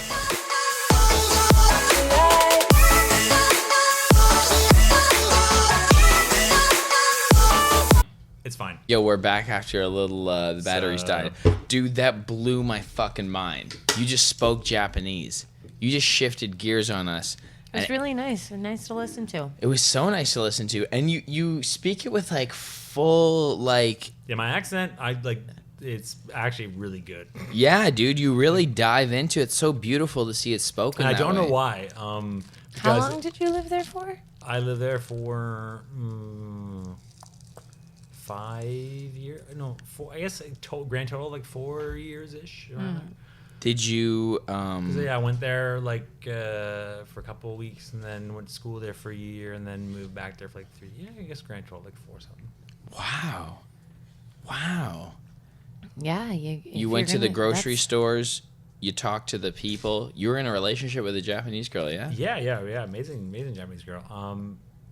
I guess the nice thing about Japanese language that sort of, dovetailed with my personality very nicely was that there was even if you're fluent, even if you're a Japanese native speaker, there is a certain phraseology or a certain turn of phrase for every, imagine going to a party in English, you can go to the VH1, whatever the fuck, music video awards, and every single person's hand you shake, they're gonna say the same thing over and over again in English. Right. That would be like as a non-English speaker, that would be amazing power to know, right? I know if I shake, Kim Kardashian or whoever the fuck's hand, I don't have to come up with a unique kind of turn of phrase to impress them. That part of the conversation is taken care of. How we, hi, my name is blah blah blah blah blah. And yeah. Hello, how your name are is you? exactly. Yeah. all that like the charm and kind of nuance and everything that is like very, very much part of English language. Yeah. Is non-existent in Japanese, or it's not so much non-existent. There's like a underlying like what you didn't say. There's like a lot of like just kind of like reading the moment, like beats kind of stuff. Anyways. Wow. Yeah, that's deep. That's so wild. Yeah, because then why is there a lot of misunderstanding? There can't exactly. Well, I mean, there's not a lot of. I mean, in like very formal situations, there's just like I think there's more misunderstanding the other way. Oh no! Once it gets into like especially with like accented stuff, assumption. Like assuming that someone has an attitude or vibe when they don't. Yeah, I know it can be dangerous that way. But I think there's this general discipline, shout out to one stoners, in Japanese culture that from my experience, correct me if I'm wrong, tries to address the better of other. Not even the better, least, because there's like an insane amount of racism and just like every other problem that every other society. I mean, that was one of the disenchanting things of living there for so long, is that once I got really good at the language and understood the culture, it just became normal land. And then all of a sudden I'm like, oh wait, this country has all the same problems that I had back in Canada. Yeah, that seems to be the everything that I haven't dealt with about me that I came here to not think about, now I have to deal with again, and now I'm fucking 6,000 miles away from my family. Oh, why? This is dumb. So I better go back to Muskoka and start over again. That was the huge realization of like this whole massive part of my identity was just a coping mechanism. Wow. And that sucks because I had to restart hard. Dude, that requires a tremendous amount of learn a whole new language just to escape. Yep. And then realized that... hold on, don't lean against that because nothing's tied down. Oh, sorry. Once I realized, once I became fluent in this thing, it's just like, wow, okay, I'm me again. It's like reaching God mode and reaching the end of the video game, being like, boo, start over again. Wow. And you're like, fuck. Wow. Dude, that level of self-awareness. Profound. That is profound, man. That's amazing. And that's why I say like I smoke weed to get to your level. To think from don't go to another country to get to my level. That's all I can say. So unless you want to stay there for a while. Wow, I was gonna go through all sorts of surface level bullshit about living in another country, but you just fucking broke the glass ceiling with that. Well, I know, and once that happened, it's this like one huge like download of. I mean, girls used to get mad at me because I would tell them my story about Japan every time we go on a date as like a quantifier to be like, yo, this is why I just fucking blah, blah, blah, got back here, and this is why I'm doing this and that, da, da, da. Like, I have to sort of like, this is why my credit is bad, because I didn't even have a credit card until, and they'd be like, why the fuck, move back. And, so in Japan. No, when I got back to Canada, and I'd go on dates with girls. I'd give them this whole backstory about like, your identity was intertwined with your move to Japan. Well, yeah, and I felt like this like need to like explain like, I figured that why all I'm out. not established. But just remove right. what 5 years of expectation from I hear you. me right now. And basically I was just yelling at myself like in a mirror. Right. And then they were going, why are you talking to me, bro? You're assuming that they're going to request some form of establishment from you, and you're defending that before that question is even asked. Yeah, I'm projecting onto them like, this is what you think. Yeah. So therefore, here's my anticipatory. Here's my answer. Whereas that wasn't even in their head. Exactly. And they were just thinking about some other shit. They're like, this guy's fucking cool or whatever. Like, you have all. Wow, this is great. We're like in like a nice country and talking and like there's no bombs flying out of the sky. Isn't it great? Like all these things, and you were. Or like, hey, you're another human. Let's talk. I used to do the same shit, but in a different way. I used to just like spark my resume at people as soon as we met. Like, my version of networking was lecturing people on why I should be respected. You were the original put respect on my name. Yeah, exactly. It would make me so uncomfortable So- because he would. Oh, wait, he'd be with you? Oh, we'd be out anywhere, together. bro. And I'd be with my mom and I'd spit this at people. Yeah. I'd be with her and I would just take a Yeah. fucking earful. Yeah. And so we'd meet someone for the first time, and There he Ev would be goes. like, "I'm an actor, comedian, writer, producer, director, music artist, influencer, ambassador, like so much." No. At the time, it was different. It was, No, I know. Oh, Photographer? photography. Yeah. oh man, I was going after everything at once. 21st century poet. We were just young little babies. Like, and it was so We had- embarrassing and funny. And anyone I would that knew me just back then, be that's like, just so great. I remember just holding my breath the whole time. You would just let it happen. And aliens watching, Going, oh, look at going- them telling each other what they are. going, she doesn't care about any of this. And Yeah. he's yelling about it. Yeah. Constantly. Yeah. No, but it was That's more. amazing. It was That's hilarious. It was more like a leading edge card to let people know how we could collaborate before I established any reason to collaborate. Yeah. So now, I have more people who want to collaborate with me because of what I've built, and I'm grateful for that and cool. But now I'm at the point where it's like I don't have to tell someone why. They know what I give, like, because I've made it clear. Back then, I didn't clarify. I didn't have my own sense of not only just like a portfolio or some cool shit or some great songs or some great people to point at.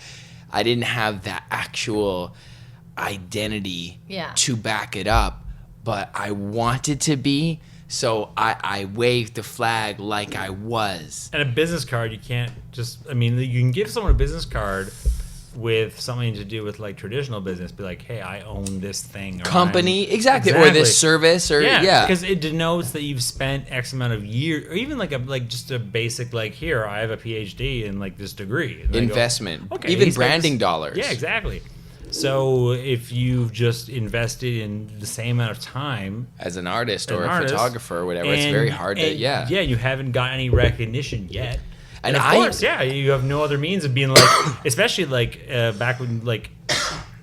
Yeah, this you is talk- 2010 and shit. Yeah, so you can't even be like, yo, Spotify. Like, there's so many. Oh yeah, different no, avenues. There's no that you- followers yet. Yeah, you can't be like, yo, check out my what's that like MySpace. or no, like a QR business code. You can't be Oh, like, now, yo, yeah. hit this. And Back then there was boom. MySpace. There's MySpace and Facebook just started. YouTube had just started too. And I was on YouTube, Yeah. but I didn't know what it was actually. Yeah, because we went to that party and then we met the orange guy.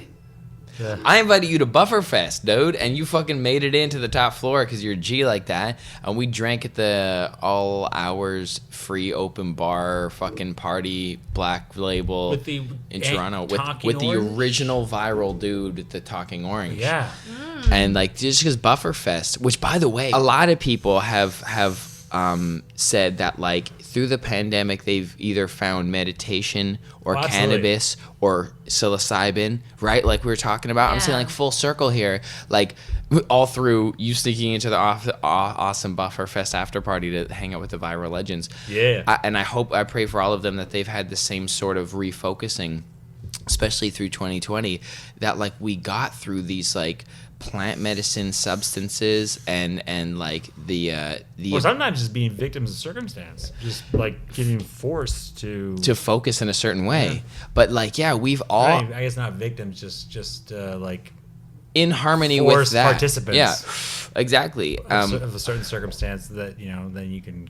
So yeah, where I was going with that is like just generally saying like there's been so many folks that have had this kind of almost awakening, I'll call it, like to a more present now, to like a more deeper sense of purpose that's less driven by, we were talking about those conversations like how an artist quantifies their worth. And even like you introduced me to our friend Sam. Shout out Sam. Right?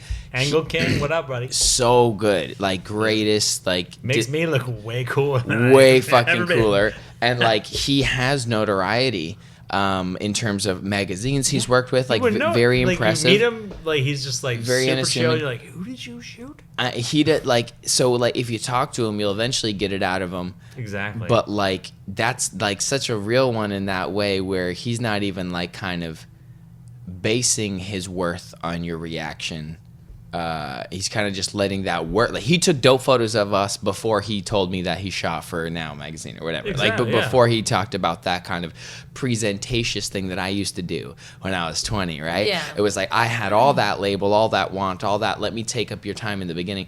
He just showed. He just fucking set up his shit and shot pretty much a complete editorial style shoot of us. So good. Behind the venue. But that's why He's a doer. That's why he's also such a good photographer because, right. like a photographer, He can freestyle. not to like put more effort on photographers, but the best photographers kind of double as like therapists.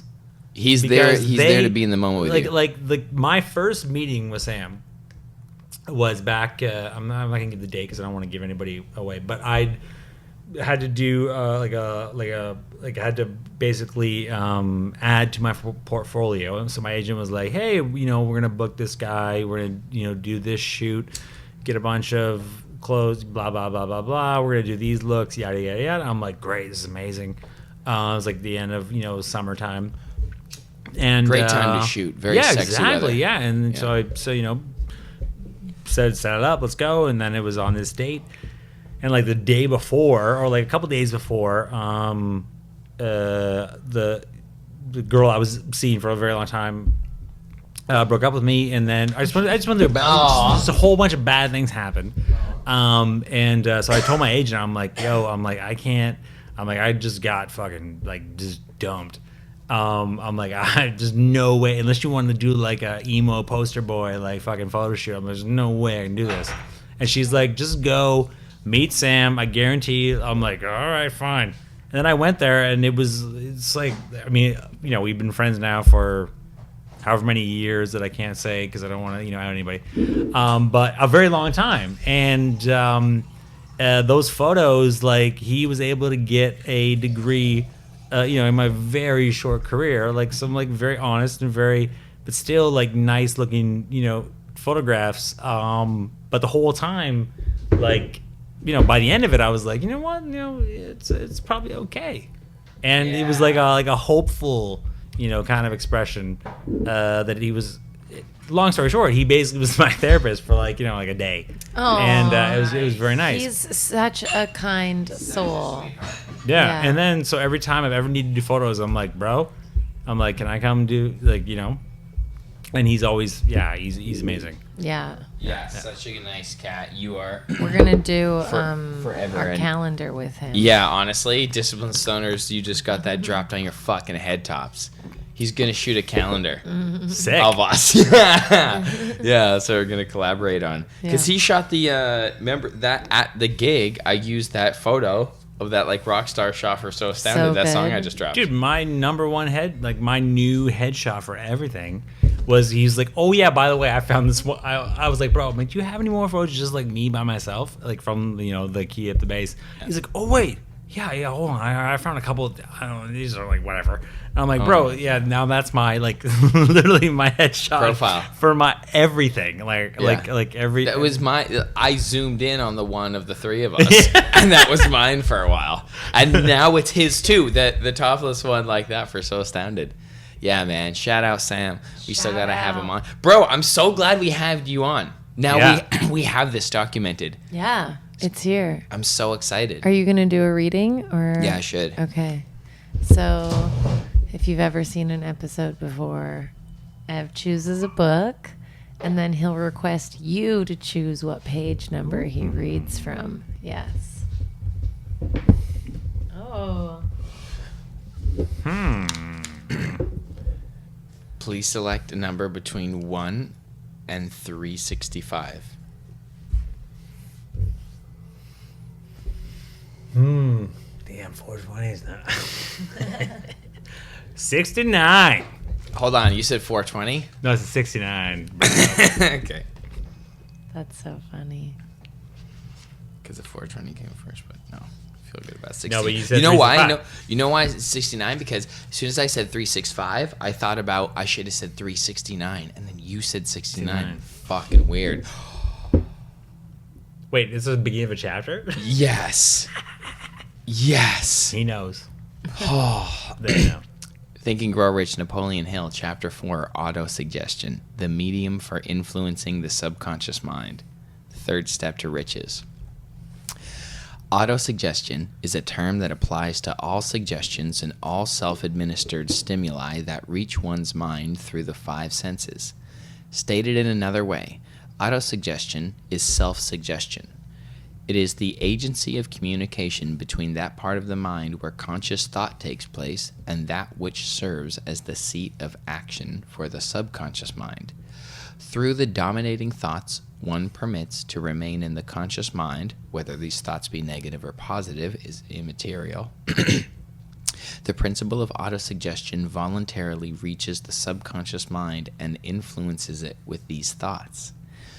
No thought, whether it is negative or positive, can enter the subconscious mind without the aid of the principle of autosuggestion.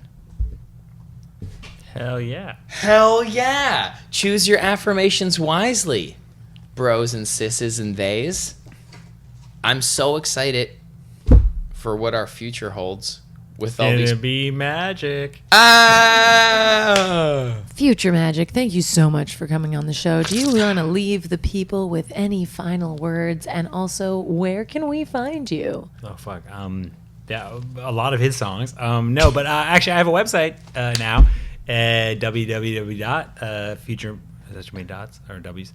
No, I think it was the perfect amount. FutureMagicOfficial.com. I have a website. So, yeah, find me there. You can direct message me, or whatever, contact, all that stuff. SoundCloud or Spotify, if you just search Future Magic, I'm the only one. Nice.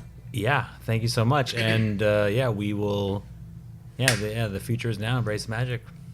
Awesome. Thank you so much for coming on the show. Thank you guys for having Thank you, me. man. It's such a pleasure. Yeah.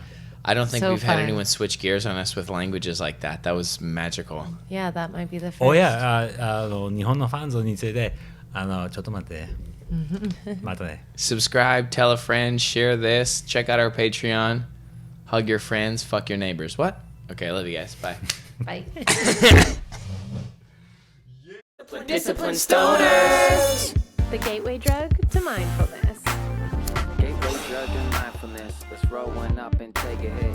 Gateway drug to mindfulness. Let's roll one up and take a hit. Gateway drug to mindfulness. Thanks a lot for watching our stuff. Make sure you hit the subscribe button. Discipline stoners. What's your discipline? You a stoner? That's cool. So are we. I'm high a lot. It's weird to finally say that with pride. I'm high a lot. Being high has helped me with my anxiety. It's helped my social skills. Well, it's helped me feel okay about my shitty social skills. It doesn't make my social skills better, but it sure does make sitting in that awkward moment in a social interaction a lot more bearable. You know, that moment where no one in the group has anything left to say, and you desperately want to yell at all of them, just say something. Being high makes that hilarious and not torture. Yo. It's Ellevan from Anger Town. These plants just helped me chill out. Found focus. Found confidence. All of a sudden I was productive. Less protective. More progressive. Yeah, we talk about stuff like I'm a next sommelier. But this is about a medicine, baby. We wish everyone a mindful life. It's been a helpful tool for us. And whatever the route to peace, it's each individual's journey. And the more we communicate, maybe we can all help each other out. Love and light. Welcome to Discipline Stoners Podcast. with your host, Ellevan, And my name is Winnie. and we are the gateway drug to mindfulness. And that's Ralph. I hope you enjoyed that preparation for sleep meditation, exclusively only on our Patreon. Thank you so much for all of your support. Do you want to get in on this? Head over to our Patreon now at www.patreon.com/dishes and starters, and you can get on anything you want to get on. So you should do it.